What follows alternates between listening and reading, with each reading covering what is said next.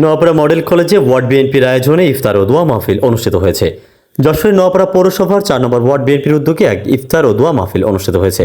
অনুষ্ঠানে স্থানীয় নেতাকর্মী ও এলাকাবাসীর স্বতঃস্ফূর্ত অংশগ্রহণ লক্ষ্য করা যায়। ইফতারের পূর্ব দেশ ও জাতির শান্তি, সমৃদ্ধি এবং কল্যাণ কামনা করে বিশেষ মোনাজাত করা হয়। বক্তারা বলেন, পবিত্র মাহে রমজান আত্মশুদ্ধি, সংযম ও সহমর্মিতার শিক্ষা দেয়। এই মাস মানুষের মাঝে ভ্রাতৃত্ববোধ জাগ্রত করে। তারা সবাইকে ঐক্যবদ্ধ থেকে দেশ ও সমাজের কল্যাণে কাজ করার আহ্বান জানান। ইফতার মাহফিলে উপস্থিত ছিলেন 4 নং ওয়ার্ড বিএনপির সাধারণ সম্পাদক রাজু আহমেদ, সাংগঠনিক সম্পাদক কাউসার, থানা বিএনপির যুব বিষয়ক সম্পাদক শফিক, পৌর বিএনপির সহসভাপতি জিএম বাচ্চু এবং অন্যান্য স্থানীয় নেতৃবৃন্দ। উল্লেখ্য যে বাংলাদেশ জাতীয়তাবাদী দল বিএনপি নিয়মিতভাবে সামাজিক ও ধর্মীয় কর্মসূচির মাধ্যমে জনগণের সঙ্গে সম্পৃক্ততা বজায় রেখে চলছে।